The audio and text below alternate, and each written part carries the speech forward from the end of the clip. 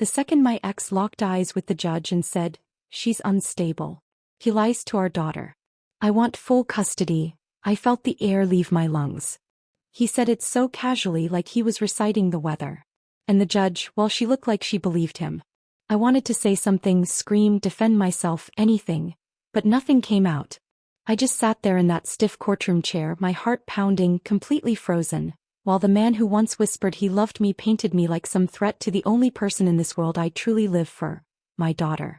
Emma was behind me, clutching my mother's hand. She's only 7, but she saw everything. Her big brown eyes locked onto mine, wide and unblinking. He could tell. He could feel it. I was sinking fast and no one was reaching out to pull me back. Jeremy, my ex-husband, wore this perfectly pressed navy suit like he was about to speak at some leadership summit. Calm, collected, polished to the point of absurdity. This was the same man who once lost it over me getting the wrong salad dressing, and now here he was, smiling politely in court, looking like a model of stability. He was smooth.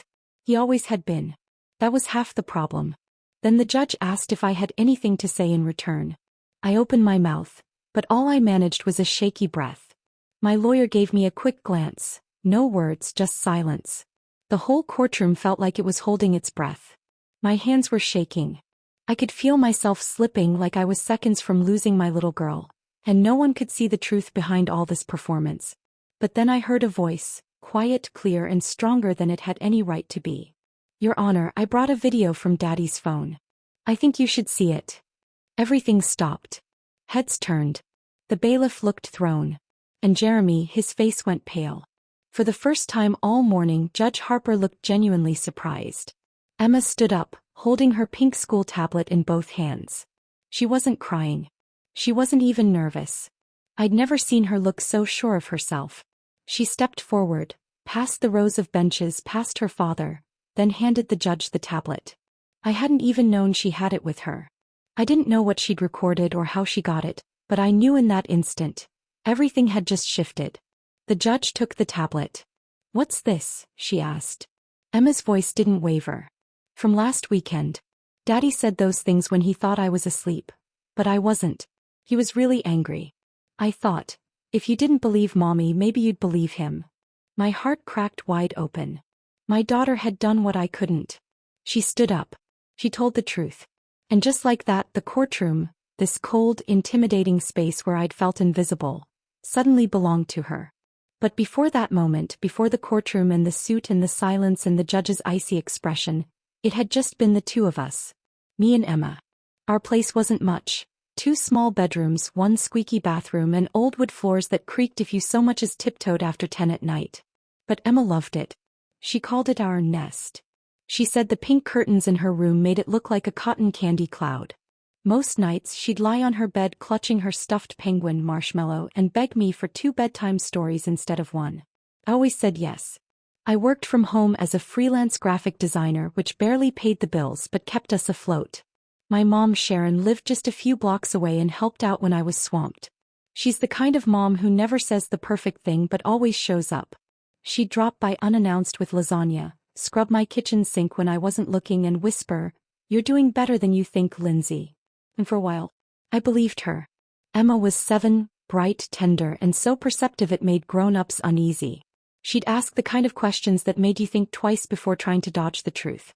One night she found me crying in the kitchen. She didn't say a word. She just draped her favorite blanket over my shoulders and sat beside me. That's the kind of little girl she was. Our favorite ritual was something we called the truth jar. I started it right after Jeremy and I separated. I told her, anytime she had a question, especially something confusing or scary, she could write it down and slip it into the jar. Each night we'd pick one to read together. Some were light and sweet, like, "Why do people snore?" But others went straight to the heart, like the night she asked, "Will Daddy stop loving me if I live with you?" I always answered honestly, even when it hurt. That was our promise. The divorce wasn't smooth. Jeremy didn't want shared parenting as much as he wanted power. He agreed to joint custody in court, but outside of it he tried to control everything. He criticized the food I made, questioned every choice I made for Emma, and made a fuss if I arrived even 2 minutes late. After his weekends, Emma would come home quiet, withdrawn. Sometimes she wouldn't speak to me at all until Tuesday. I tried to bring it up in court, but Jeremy knew how to play the part. He was a former college athlete who moved into sales and knew how to charm a room. People remembered him because he made them feel remembered. Confidence clung to him like cologne. In public he was all smiles. In private he'd lose it over the smallest thing. A spilled drink, a misplaced charger. I started documenting everything. Emails, texts, screenshots. I had a whole folder of messages where he called me names no child should ever hear her father say about her mother. But I never showed them to Emma. I thought I was shielding her. Then one night, after a particularly rough drop-off, Emma looked down at her cereal and quietly asked, "Do you ever get scared around Daddy?" I froze. She didn't wait for an answer. She just said, "I do, but I don't think I'm supposed to say that." I couldn't sleep that night. I stared at the ceiling wondering if I'd failed her, by trying too hard to keep things calm, by not pushing back hard enough. A few weeks later, Jeremy filed for full custody. He accused me of emotionally harming Emma, of poisoning her against him, of being unable to provide a stable home. His lawyer submitted a stack of statements claiming I was unstable, erratic, mentally unfit to co-parent. My hands shook when I read the first line. I had to sit down on the floor. My mom, Sharon, sat beside me, gripped my wrist and whispered, "You have the truth. That's enough." I wanted to believe her. I really did. But in a courtroom the truth doesn't shout. It gets buried under paperwork, twisted by strategy. Jeremy's lawyer painted me as some woman on the edge, unraveling at the seams. My lawyer told me to stay calm. Don't cry. Don't speak unless asked. Don't interrupt. But inside I was screaming. And Emma saw it. She saw everything. Every tear I thought I'd hidden. Every quiet time I told her, "It's going to be okay," even when I wasn't sure it would be. Even when I had no idea how things would turn out, I didn't realize just how closely Emma had been watching. I didn't know she'd been listening so intently, or that she was quietly putting a plan together in that small 7-year-old mind of hers. Somehow she understood what none of us dared say out loud. She knew the truth mattered, and she knew the court would need to see it for themselves. The custody hearing was scheduled for a Monday morning, and I hardly slept the night before. Emma fell asleep holding Marshmallow, her stuffed penguin, and I sat beside her bed all night, watching the way her chest rose and fell in sleep. My own chest felt heavy, like I was carrying something too big to name. This wasn't just a legal process. It was a fight for her world, for the one piece of life I'd given everything to protect. That morning my mom came with us. Sharon wore her silky church scarf, the one she only reached for when she needed strength. I think she knew I didn't have much left in my tank. Emma wore a light blue dress with little yellow sunflowers, and she slipped her school tablet into her backpack like it was just another Monday. She didn't say much on the drive, just stared out the window humming a tune I didn't recognize. When we walked into the courthouse, Jeremy was already there. And of course he had on the exact same navy blue suit he wore to our wedding rehearsal dinner. But this time there was no warmth in his smile. Only calculation. His lawyer was standing next to him, clipboard ready, hair perfectly in place, speaking in that low, quiet way that always sounds like everything was practiced in front of a mirror. Jeremy turned toward us, gave me and my mom that smug little smile, and even waved, like this was some family gathering instead of a custody hearing. Emma didn't wave back. The courtroom didn't feel like a place for justice. It felt like a performance. Everything was polished, cold, hollow. My name was on the docket. His too. But the person on trial wasn't really me. It was the version of me he'd built out of paperwork and accusation. When Judge Harper entered, the entire room fell into this sharp, breathless quiet. She was tall, somewhere in her 50s, and didn't waste a second. She turned to Jeremy's lawyer and said, "You may begin." And just like that, the show started. His lawyer painted him as the ideal father. Stable, consistent, professional. He talked about Jeremy's steady job, the neat house, the safe routines, his supposed efforts to protect Emma from my emotional unpredictability. Then he pulled up our text messages, but only the ones that could be twisted. One message showed me telling Jeremy I was overwhelmed and exhausted. He used that to claim I was mentally unstable. Another message had me asking him not to raise his voice around me. Somehow that became evidence that I was controlling and manipulative. I sat there silent as the man I had once loved turned my own words into weapons. Jeremy didn't need to yell, he never did in court. When asked to speak, he just sat back and said with calm authority, "She's not well. She tells our daughter I'm the villain." It confuses her. Makes Emma afraid of me. I'm not doing this to be cruel. I'm doing it to protect her. That last word, protect, it hit me like ice water to the face. Judge Harper turned to me and said, "Miss Lennox, do you have a response?" I opened my mouth but nothing came out. I could feel the words burning in my chest, desperate to break free, but my voice simply refused to move. My heart pounded, my throat locked. All I could do was glance over my shoulder at Emma. She sat there, her small legs swinging slightly above the floor, giving me a look I'll carry for the rest of my life, concerned but not afraid. My lawyer cleared his throat and gave a cautious reply, something about how emotional exhaustion is common for single parents, how it doesn't define someone's fitness to raise a child. But it barely scratched the surface. No one talked about the time Jeremy screamed at me on speakerphone with Emma in the room. No one brought up how she started wetting the bed again after his weekends. None of it made it into their version of the truth. Judge Harper nodded slightly and scribbled a note. Then Jeremy stood again and said, "Your Honor, I'm requesting full custody. I believe my daughter is being emotionally harmed, and I no longer think shared custody is in her best interest." I felt everything tightening, my breath, my chest, my grip on the arms of that stiff wooden chair. I looked at Emma again, unsure how to shield her from what was unraveling right in front of her. And that's when she let go of my mom's hand and stood up. She didn't wait to be asked. She didn't look around for permission. "Your Honor," she said, steady and clear, "I brought a video from Daddy's phone. I think you should see it." The entire room froze. Jeremy's face went pale. My mom gasped. I turned fully in my seat, completely stunned. Emma stood in the aisle with her pink school tablet clutched in both hands, her posture strong, her voice even. Judge Harper blinked. "Excuse me," she asked. Emma lifted the tablet slightly higher. "It's from last weekend," she said. He didn't know I was awake, but I was. I heard what he said. And I thought it might matter. No one said a word, not Jeremy, not his lawyer, not even the judge. And in that silence, something in the room shifted. Emma hadn't just brought a recording. She brought clarity. He brought the truth. And we all felt it. There she stood, alone at the center of the courtroom, holding that tablet like a shield. Her sunflower dress looked like it had gotten too small, the hem barely brushing her knees, but she didn't fuss or look around for reassurance. She faced the judge on her own, still and certain. "I brought a video from Daddy's phone," Emma repeated, her voice steady but soft. "I think you should see it." Judge Harper glanced over at the bailiff. "Bring it here," she said calmly. Emma took a few small steps forward and handed her school tablet to the bailiff, who carried it directly to the bench. The room went completely still, so quiet it felt like the air itself was holding its breath. Jeremy sat frozen, his jaw locked, lips tight in a thin, unreadable line. His lawyer kept darting glances from him to the tablet and back again, but neither of them moved.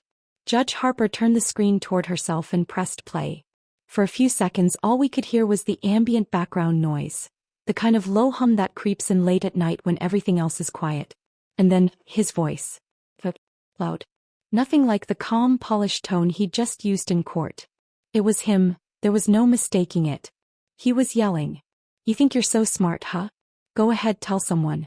See what happens. You'll end up in some foster home. And don't think your precious mother can save you. She's pathetic." The sound of a chair scraping, a plate clattering.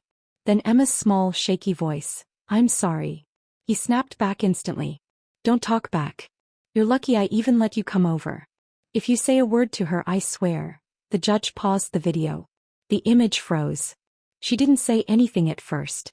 She just stared at the screen, the weight of what she'd heard settling over the courtroom. Jeremy shifted slightly in his seat. His lawyer leaned toward him, whispering something urgent and fast, but Judge Harper lifted a hand to silence him without looking away from the screen. "Where did this come from?" she asked, her voice calm but firm. Emma didn't hesitate. "He left his phone on the couch," she said. "I heard him yelling. I wanted to record it. I was scared, but I thought maybe if someone heard it they'd believe me and Mommy." My chest tightened. My little girl had been frightened, but she made a plan, and followed through with more strength than some grown-ups could ever find. Every instinct in me wanted to run to her, scoop her up, tell her she never should have had to do any of this. But I stayed where I was. Because this moment, it belonged to her. Jeremy suddenly found his voice, but it came out strained, defensive. Your Honor, that recording is completely out of context. I was disciplining her. She was misbehaving and, enough, the judge said. She didn't raise her voice, but her words sliced straight through the courtroom. Jeremy went silent. Judge Harper turned back to Emma. Thank you for being brave, she said gently. You can go back to your seat. Emma nodded and walked slowly back down the aisle. Her steps were smaller now, her shoulders a little lower, like she was finally starting to feel the weight of what had just happened. My mom pulled her into her lap the second she sat down, wrapping her arms around her tightly. Then the judge looked at me. Miss Lennox, do you have anything else you'd like to add? And this time I found my voice. No, Your Honor. I think my daughter said it all, I told the judge quietly. She gave a single nod, leaned back in her chair, closed her eyes for a brief moment, then looked out across the courtroom again. In light of this evidence, I'm calling for an immediate review of all custody arrangements. Until that is completed, full temporary custody will be granted to Miss Lennox. Mr. Blake will have supervised visitation only. Bailiff, please escort Mr. Blake from the courtroom until further notice. Jeremy stood frozen. You can't be serious, he said, stunned. Sir, the bailiff replied, already stepping forward. Jeremy looked like he might argue, but instead he turned and walked out, his lawyer rushing after him. The room emptied slowly after that, but we stayed seated. Emma was quiet, her head resting against my mom's shoulder. I finally stood and walked over to them, kneeling beside her. You were so brave, I whispered. She gave a small nod but didn't say anything. I could tell it was catching up to her now, the weight of what she had just done. She hadn't only told the truth. She had faced someone who spent years teaching her how to stay small, how to stay silent. And she changed everything. The second Jeremy walked out under the bailiff's eye, the whole atmosphere shifted. It felt like someone had opened a window in a room we'd been suffocating in. I could breathe again, not fully but enough to remember I still had a voice and a heartbeat. The judge stepped down from the bench not long after giving her ruling. Her face remained calm, but when she looked at Emma one last time, I saw something new in her eyes. Not pity. Not shock. Just a quiet kind of respect. I packed our things slowly, my hands trembling slightly as I folded Emma's jacket and zipped up her bag. She was still nestled into my mother's arms, tired but alert. Her tablet rested beside her on the bench, the screen still dark after the video. I reached for her hand. Do you want to come with me? I asked. Emma nodded and slid down from the bench. As we walked out of the courtroom, I could feel people watching us. A few turned away quickly. Others didn't. One woman mouthed the word brave as we passed. Outside the courtroom doors, I knelt down so I was eye level with Emma. My hands gently rested on her arms. Are you okay? She shrugged, then finally said, I didn't want to do it. But I had to. I know, I said softly. I'm so proud of you. You shouldn't have had to carry that by yourself. She looked down at the floor. I didn't know if they'd believe me.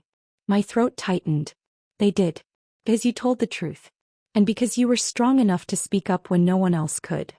She looked up at me, her eyes glassy with quiet tears. Does this mean I don't have to go back to Daddy's house? I pulled her close, wrapping her in both arms. You're safe now. That's what matters. The court officers gave us the next steps. Jeremy would be evaluated by a counselor before he could see Emma again. It wasn't over. There would still be more hearings, more papers, more days in courtrooms that felt like battlegrounds. But the hardest part, that moment, was behind us. That afternoon we went straight to my mom's house. I didn't want to be alone, and I didn't want Emma stepping into the quiet of our apartment, where the silence sometimes echoed too loud. My mom made soup even though it was warm out. She always made soup on emotional days. She said it gave her something to stir when everything else felt out of control. Emma sat at the kitchen table with her crayons, drawing quietly while I sat on the couch, still in my courtroom clothes, filling out the next round of court paperwork. At some point, Emma quietly walked over and handed me a drawing she'd made. 2 hands were holding a heart, and beneath them in large wobbly letters she'd written, "Truth is brave." That was when I finally broke. Not the quiet kind of crying I'd mastered, but the kind that hits from deep inside where you've been holding everything for too long. Emma didn't speak. She just sat next to me and leaned against my arm like she always had. That night we pulled out the truth jar again. It had been gathering dust on the shelf. I set it on my lap while she climbed into bed. Want to go first? I asked. She shook her head and pointed at the folded slip on top. I opened it slowly and read, "What if telling the truth hurts someone?" I looked at her. "You wrote this?" She nodded. Her voice was small. "I didn't want to hurt Daddy. I just didn't want to be scared anymore." I reached across and took her hand. "Yeah, sometimes the truth stings. But silence does more damage in the long run. What you did today wasn't about hurting anyone. You stood up for yourself. For us. That's something good." She stared at the jar, then whispered, "I think we should keep doing this." I smiled. "We will. Every night." After she fell asleep, I walked into the living room and stood by the window. The street below was quiet, cars passing, lights flickering. The world outside hadn't changed, but ours had. Jeremy didn't own the story anymore. He didn't get to decide who Emma was or what her voice meant. For the first time in years, I could breathe without guilt. I wasn't fighting this alone anymore. My daughter had stepped into something far too big for her age, and she didn't just endure it. She shifted it. The final custody hearing came 4 weeks after the day Emma stood in that courtroom. By then the tide had turned. A counselor assigned by the court had spent hours with Jeremy and wrote a report that said more than I ever could. About his need for control, his emotional instability, and the way he dismissed Emma's feelings completely. He denied it all, of course. But the video had already spoken. Her words had done the rest. That was enough for the court to end his unsupervised custody. When the judge gave her final ruling, I found myself holding my breath again. But this time it wasn't from fear, it was hope. Full legal and physical custody was given to me. Jeremy would only be allowed 2 supervised visits a month in a neutral center with professionals present. No more weekends behind closed doors. No more threats. That part of the story was over, and it ended with Emma's voice. We walked out of the courthouse without saying a word. Emma held my hand tightly as we went down the steps. My mom walked on the other side, clutching her purse, eyes scanning the street just in case. But we both knew Jeremy wouldn't show up. He hadn't spoken to me since the first hearing. I was completely fine with that. That evening we went to Emma's favorite diner, the one with the old red booths and the pancakes shaped like animals. She sat across from me, stirring her chocolate milk with a bendy straw, and asked, "Is it over now?" I didn't lie. "It's safer now," I said. "We're not done healing, but we're not afraid anymore." She nodded slowly. "I'm glad I said it." I smiled. "So am I." Some nights I still replay that courtroom in my head. The way Jeremy's whole face shifted when she stood up. The way her voice, clear and sure, cut through everything like truth always does. My daughter taught me that strength isn't always about raising your voice. Sometimes, it's simply the courage to speak when you're not sure anyone's listening. After the final custody ruling, I started therapy again. Not because I was breaking, but because I finally had the space to feel everything I'd been carrying. I realized I'd spent so long in survival mode that I forgot how to feel safe. That part takes time. But for once, time was something I finally had. Emma started drawing again. More often and differently. Her pictures used to show houses with no windows and skies full of storms. Now she draws trees with roots, kids holding hands. She even drew our truth jar and taped it to her wall. Every night she reminds me to check it. One night I pulled out a note that said, "Do brave people still get scared?" I smiled and told her yes, they just don't let fear be the end of their story. A few days later she slipped in another. "Can kids protect grown-ups too?" I looked at her and said, "You already did." I'm sharing this because I know there's a woman out there right now, sitting quietly wondering if her truth will ever be enough. Wondering if anyone will believe her over the man who's mastered the art of seeming perfect in public. I'm telling it because sometimes the truth doesn't come from court documents or lawyers. Sometimes it comes from a child who's seen too much, and decides silence isn't an option anymore. I used to believe that being a good mom meant shielding Emma from everything painful. But I've learned that real motherhood is standing beside her when things hurt, helping her speak honestly, letting her see my tears, and then showing her how to keep going. We still have tough days, but they no longer define us. We're not the frightened versions of ourselves that Jeremy tried to lock us into. We're loud when we need to be. We're quiet when we choose to be. And we are free. That day in court, Emma didn't just speak the truth. She brought light into a room that had felt dark for so long. And for the first time in years, I didn't feel like I was losing her. I felt like I was meeting her, really meeting her, for the very first time. If you're still here, thank you. This wasn't an easy story to share. But I believe these kinds of stories matter. Please leave a comment. I read them and they mean more than you know.